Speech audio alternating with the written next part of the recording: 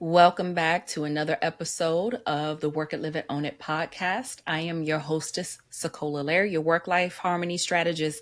And this is the space and place to be where we talk about all the hard stuff behind the highlight reels of social media or what we see on the glossy veneer on websites. We are actually honing in on what it's like to harmonize your life with your career, and it doesn't matter whether you are running your own business, working a 9 to 5, you're a caregiver, or all of the above. It's easy to look for ways to cope. And in today's episode, we're going to be honing in on just that. And it's about what happens when that coping becomes numbing. And that numbing starts to look like nightly wines or overworking, overeating, or even just scrolling until your eyes blur. We're going to be talking about addictions, but also the path to sobriety. And so today we're joined by an incredible guest, Gina Kunadian. Gina is a TEDx speaker, a certified massage therapist, a devoted wife and mom, and a powerful women's sobriety coach. She's also the host of the Shine Within podcast, where she helps women rebuild confidence and clarity after walking away from alcohol. Gina isn't speaking from theory.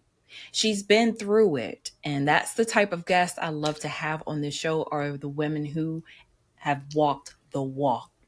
And so today she's bringing her insight, compassion, and truth to the conversation that so many women are afraid to have, including myself. So welcome, Gina, to the Work It, Live It, Own It podcast. I'm so happy to have you here. SaCola, I've been looking forward to our conversations. Thank you so much for inviting me. Likewise, it's great to see you again. Gina, let's dive right into it. Share with us your path to one, wanting to start the Shine Within process and helping women to their path of sobriety. Tell us what led you to this journey. Yes, well, for me, I believe that I turn my pain into my purpose. And what I've done, I've always been a nurturing soul. I love serving others. I grew up helping out many, many people. And I was a consultant for many years. They didn't call them coaches back then. Right. I also massage therapist for 18 years. And so I just love serving.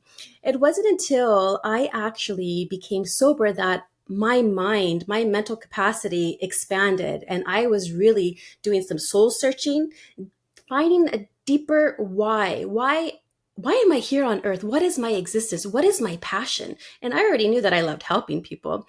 It wasn't until I was invited to do a masterclass. It was a business coaching group. And I was invited by a lady. She says, you know what, since you're so much like an entrepreneur, why don't you just come on in and see what it's all about? I said, sure, why not?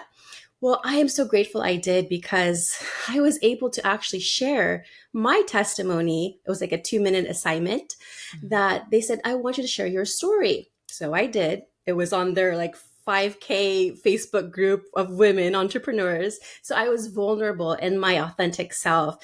And I just poured out my heart, what happened to me. And that led me to get a scholarship.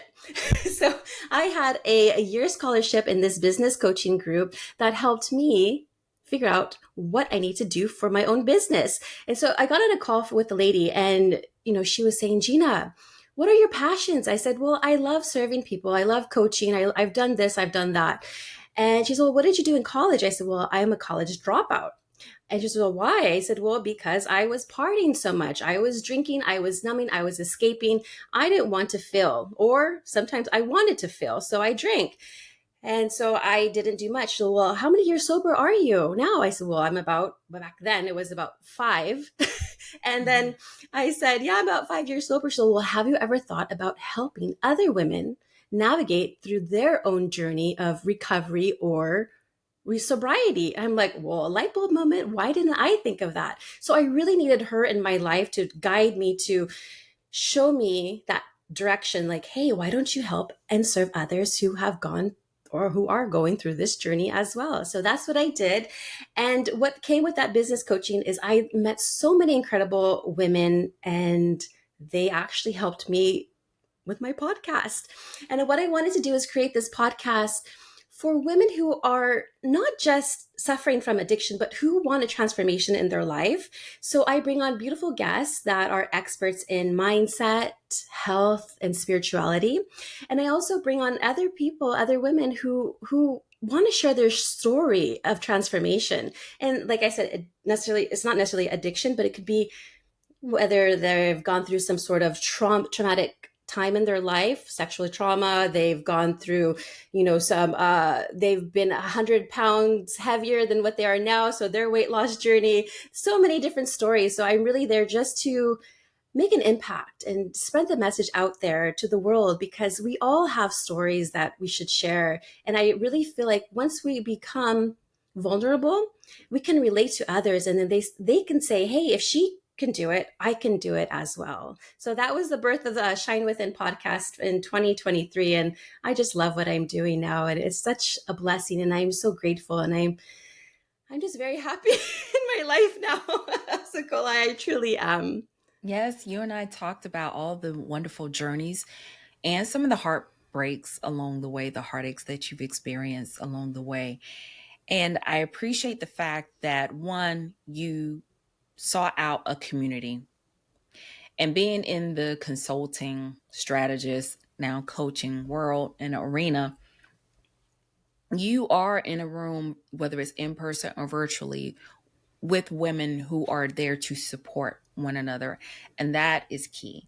But you also found someone who could identify one of your gifts. And sometimes you also mentioned with gifts, sometimes we don't even really hone in on what our gift truly is until someone shines a light on it.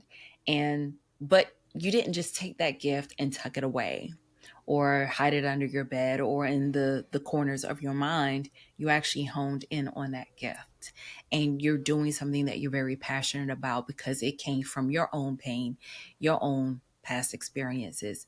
But one thing I did note that you said in your introduction was that numbing isn't just about alcohol. And it can show up in so many ways. And some of those ways that you've mentioned, even food addiction, it can show up in so many ways. What are some other ways that women numb without even realizing it? Oh, so many women shop. Many women, they will just go on and seek men online. Many women will go ahead and either gamble, social media. Mhm. Social media is a big one. That And doom scrolling, yes. yes, the doom scrolling, the scroll holding, all of those are just, oh, I've been there. And so Yeah. there's a lot of different ways women numb. And a lot of times, really, it does nothing good for them because it starts a cycle of addiction. Hmm. And then we get stuck and trapped. And then we just want to just do that instead of do other things that align to our soul purpose and whatever lights us up. Hmm.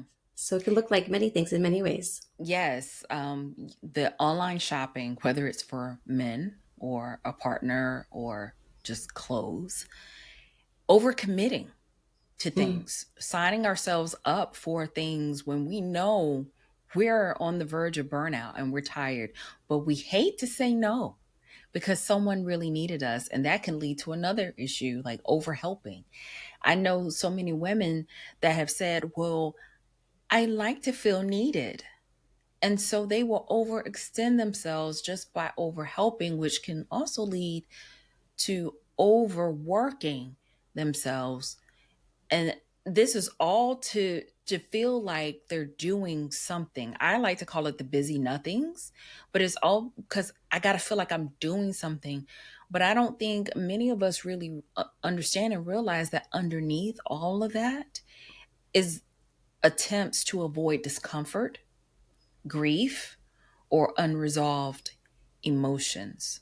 So, yes, numbing out isn't just about alcohol. It can show up and manifest itself in so many ways. But I do want to hone in a little bit on alcohol because I know I've personally experienced this. We've talked about this before, but just to get really real and diving in, why do you think so many women, especially high functioning ones, turn to alcohol at the end of the day? Because I It's a was one of beautiful. them. I was guilty. Yes. And I mean, this world that we live in, it's like that hustle grind mentality. It's Hmm. like you either go, go, go, or you are considered a failure. And that was me. That was my jam. So I was pretty much working nonstop, busy, busy, hustle, hustle. And at home, I thought I just wanted to go ahead and relax and drink wine. It was wine time for mommy, that mommy wine. Hmm. That's what it was all about. But then it just got worse and worse. We think that it's there to relax us and to keep us at a relaxed state where we don't feel all of the pressures. We could just escape reality, where we don't have to go ahead and think about our to-do list and feel overwhelmed. But the reality of it is, the next morning when you wake up, it's the same thing. Yep. You wake up and then you're back to this world again, which is cruel. It's very cruel out there. We're so conditioned in this world to do so much, but I feel like, since I've done less, I feel like I'm doing more, and it's more for myself and for my being. And when I'm satisfied in my heart, Hmm. everyone seems to be changing around me too. I don't know. It's like a ripple Hmm. effect. That energy passes along, especially with my children at home. Right. I think you and I kind of shared a similar thing because I was in college when I started really heavily drinking, and I would drink something every day. I would go to class in the morning, I would work to the late afternoon, and then before I went back to my dorm, I would get something to drink. I would buy something to drink, and I would drink not to black out, I would drink to numb, to escape. And whether it's wine, whatever it was this way to press pause. And then after doing it for so long, what I realized what I really needed was permission to just sit with my emotions and feel what I was feeling, and also rest. Because I think we overwork ourselves, especially as women, to escape as well, when what we really need to do, and sometimes can be the most uncomfortable thing for us, is to actually rest and Yes. sit with our emotions. And I think I've learned, and I tell my friends this and other people, whatever you're feeling, whatever it is, sit with it for 72 hours at least. If I made a mistake, I'm disappointed in myself, I learned to sit with myself for 72 hours. If I feel bummed, sad about something, I have to remind myself, you know what? I was given and blessed with these emotions. Let me feel what I'm supposed to feel, because I wasn't created to not have these feelings and these emotions. So if I'm going to be sad, okay, you know what? I'm going to give myself at least 48 hours to be sad. I'll tell my husband, you know what? I'm not having a good moment right now. I just need to sit in the bedroom, need to lay in the bedroom for a while. No interruptions. And let me feel what I'm feeling. And then round about the end of 48 hours, I'm like, okay, now let's transition back to doing what we need to do to heal and to recover. And that kind of brings me up with something that I recently came across. It was a quote from Psychology Today. And they said that addiction is a continuum, and we all exist somewhere on that spectrum. So for women who feel like, well, I'm not addicted to anything, according to Psychology Today, we all have some obsessive compulsive tendency. We have some form, we're one step away from addiction. We all exist somewhere on that spectrum. So, how does that idea shift the conversation for women who say, "Huh, I'm not addicted. I just need a glass to unwind"? Yeah, so I always say, question your drink. Why are you really wanting a glass of wine to unwind? Why not try other practices? What about alcohol that makes you want to drink that in particular in order to be at a relaxed state? Mhm. And so I always say, ask questions to yourself, have a conversation, a dialogue with yourself, and figure out, what is the root cause of why I really want wine? And I noticed, like, when you're talking about staying still, that's when I Mhm. get all my answers. And especially when nobody is around, no TV especially is Right. on, or, if I'm out, I notice when I get more clarity when I'm out in nature, or if I'm taking a walk outside, anything outside. You can even be in your backyard with your feet planted on the grass or on the ground and just breathing a little bit. You'll get more clarity of, why are you wanting this particular thing to relax you? Let's seek other options that will help you be in a relaxed state where you don't have to drink, because it's not good for our body. It's poison. Why do Mhm. we want to poison our body? We want to nurture our body. We want to love our body so that way Right. we can live long and be healthy and, be happy in this crazy world. Yes, I agree. In those quiet moments, it's when we can actually sit and think and wonder, Mhm. why? Why do I need this? Because even after the college phase, and I realized, okay, I'm escaping, right? I'm not healing. I would still find myself, if it was a stressful moment, and I'm not saying there's anything wrong for those who may be like, well, you're making it seem like alcohol is bad. Well, what I'm saying is, if you're, that's a dependency. And I didn't realize it, because addiction, it reminds me that addiction isn't loud. It doesn't start out loud, it's very subtle. And once in a while, a habit will start to become a daily crutch. And I found that way for me, because when I started working and I was newly married, if something stressful occurred, it was like, oh, I need to pour a glass of to drink. And it became an emotional dependence that grew into something else. And if you need it to feel okay, then I would say yes, it is worth exploring. I agree with you, to sit down and wonder, why? Why do I need this? What other ways can I do this? And the thing is, I think with our human brains, we all are wired to seek relief, right? Because our brain chases dopamines to avoid pain. And so in today's overstimulated, emotionally undersupported world, everyone is one step away from using something, alcohol, food, binge watching, as an escape hatch, if you want to call it that way. But how do you begin to interrupt that escape cycle in a real life moment of temptation? Just taking a pause and then going within. That's why I love the word shine within, because Mm-hmm. you really need to go within and figure out why, and taking that pause.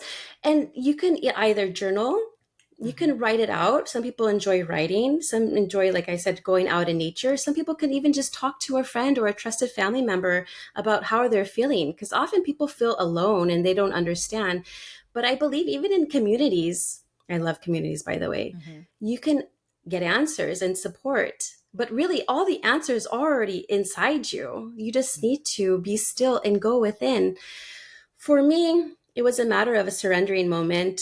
I think I told you this before. It was more of a life or death situation for myself. Like, I was dependent on alcohol. So I Mm-hmm. needed that surrendering moment. And that's what I did. And then I got all the answers and the clarity and Mm-hmm. the support from Mm-hmm. my higher power.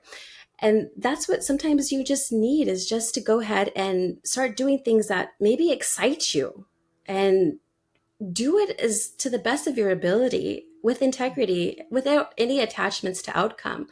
I think once people discover their passions, their gifts, and they start building a life that they love, and surrounding themselves with people that encourage them, motivate them, not criticize them, or, Mm-hmm. naysayers, I'd say, or frenemies, but just surrounding yourself with people who are more loving and more aligned to your morals, your goals.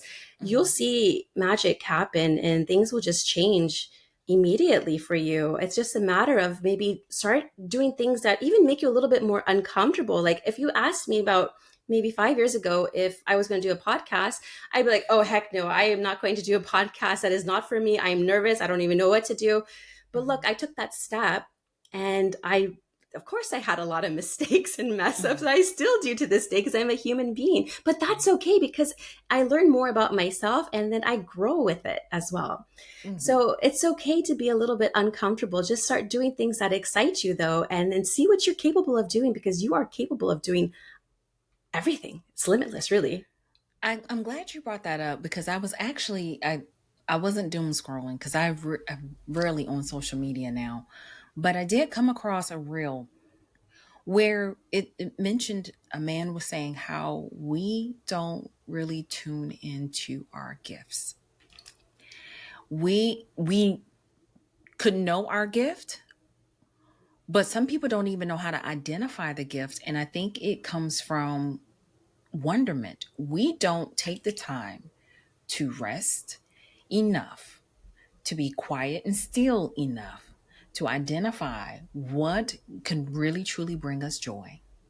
Because while we're on this search for that next dopamine hit or a way to escape or a way to feel good, we're grabbing for something, we're reaching for something, but sometimes it's in those quiet moments, like you said. Don't underestimate the value of going for a walk. Don't underestimate just sitting and resting, even if it's just napping for a little bit to allow yourself to recharge and re energize. This guy said, he said, I identified my gift at 10 years of age. And he said he was in a group project in class and he had no desire to do the work whatsoever, right? Everybody else in the group wanted to do the work and had no problem rolling up their sleeves and doing the work, but they did not want to talk. They didn't want to speak. And he says, oh, I don't have a problem. I'll stand up and speak. And he is a speaker to this day. But he said, think about it this way. He said he gave an example. He gave his kids begged him for an Oculus. They wanted this Oculus as a gift. He bought them the Oculus. 2 weeks later, he goes into their rooms. He was like, hey, you know that one thing you guys begged me for, and I'm pretty sure all parents have been there. Where is it? You guys are not even using it. I haven't seen it out in a while. And they had to admit they couldn't find it. And it wasn't until they cleaned their rooms that they found the Oculus. And he said, our gifts are just like that. They're there. We were all born with a gift, but somewhere it's in the corners of our mind. And because we have so much, whether we are feeling overwhelmed from all the consumption of media that we take in, it's cluttered.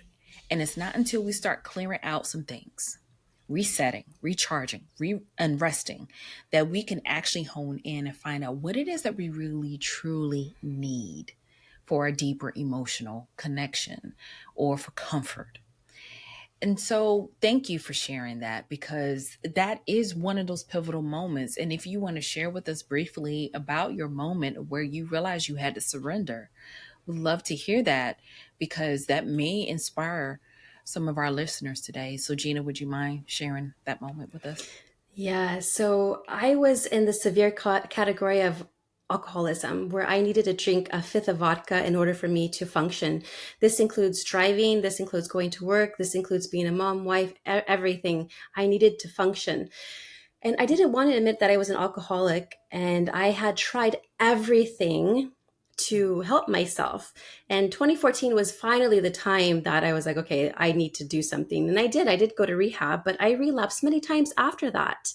I did inpatient, outpatient. I saw therapists. I did so many different things to help me overcome my addiction. What really happened is that I was sick and tired of my sickness. My body was very ill, and I just knew I needed a change. So it was a moment when I was outside of a Miller liquor store, and I remember it was like raining outside, and I was like crying, crying, crying. And I remember I was just to my higher power. I was just like, please, if you exist, please help me. I do not want to live like this anymore because I've tried everything. I've ruined relationships. I just was ruining my whole life. And after that moment of surrender, I feel like burden was lifted off my shoulders. And 2 weeks later, I wound up actually very ill in the hospital with pancreatitis. And at first I thought, oh my goodness, why am I here? My prayers or my surrender is not working. But truly it was a blessing in disguise, because there at the hospital, the doctor there, she warned me and said, Gina, you're going to die within 10 years if you continue drinking alcohol. So right then and there, I had to make a decision. I had to think about myself. And then I thought about my two boys, then aged 9 and 2. And then I thought to myself, what would it be like for them without their mother? And that was it for me. I was like, this is the answer. I'm here at a hospital being detoxed medically, and nobody visited me, by the way. It was just me and my higher power. And I did a lot of reflection, self reflection, and I made that decision. So when I left that hospital, I went home. There was a bottle of vodka waiting for me there. But this time I poured it out and I said, that's it. I'm changing my life. And that's what I did. I changed my life completely. I don't know if it was a miracle, because it just didn't sound good anymore. Alcohol was like it didn't sound good.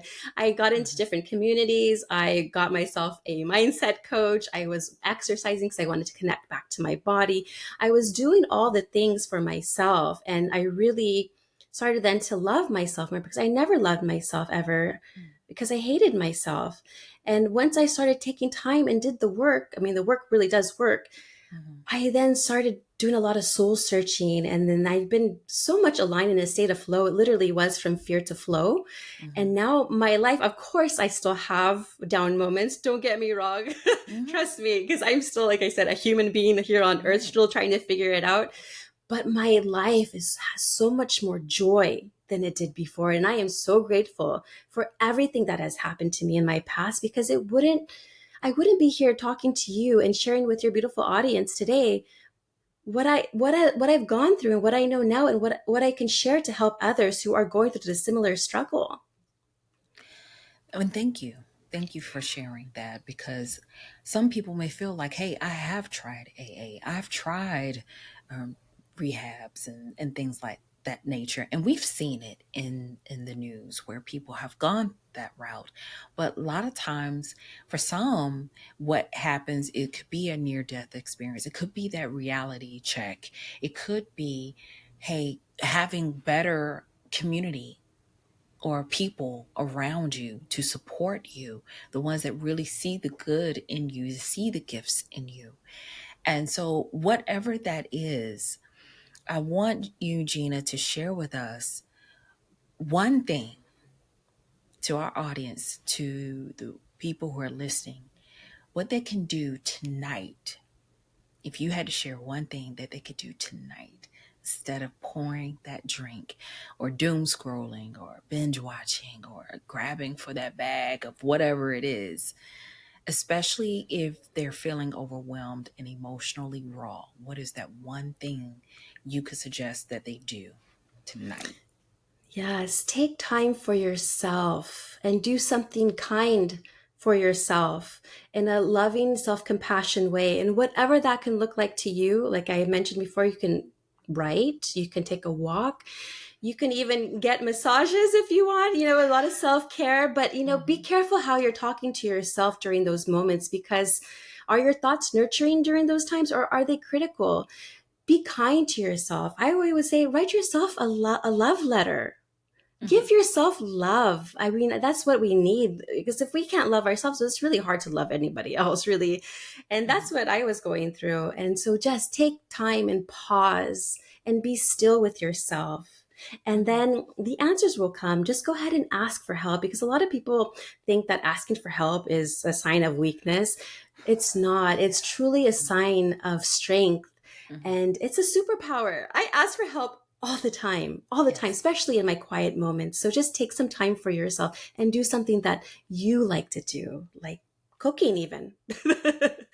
I do. And I love cooking. I think that has been one of my things to relax when I get home. And I Mhm. love it because it was one commercial that I had heard. I was listening, I was getting ready in the morning, I was listening to something.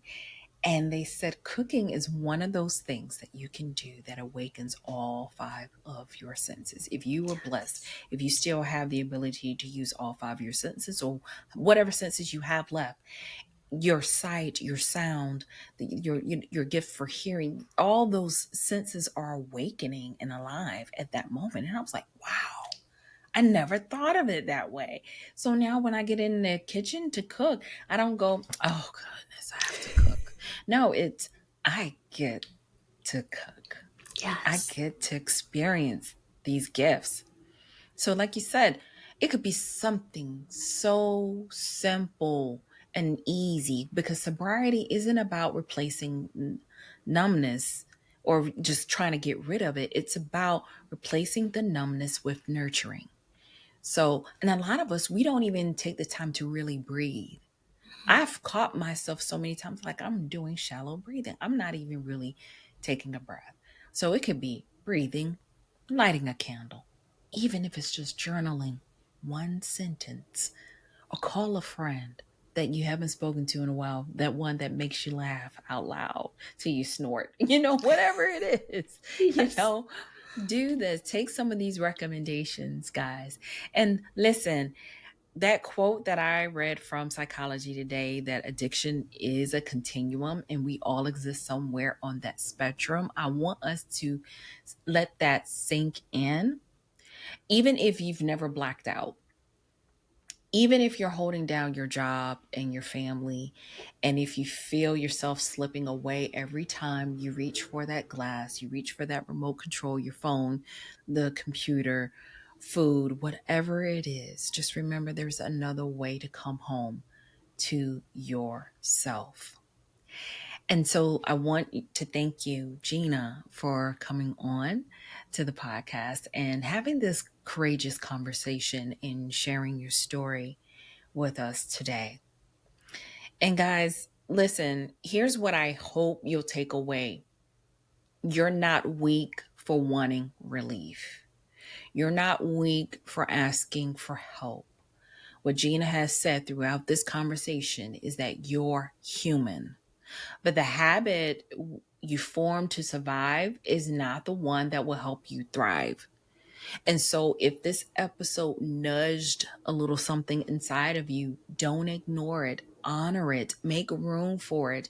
And maybe that next glass, next bag of chips, I'm guilty, isn't what you need. Maybe it's clarity. Maybe it's a cry for connection and meaningful interaction. Or maybe, just maybe, it's time to let your inner light shine from within.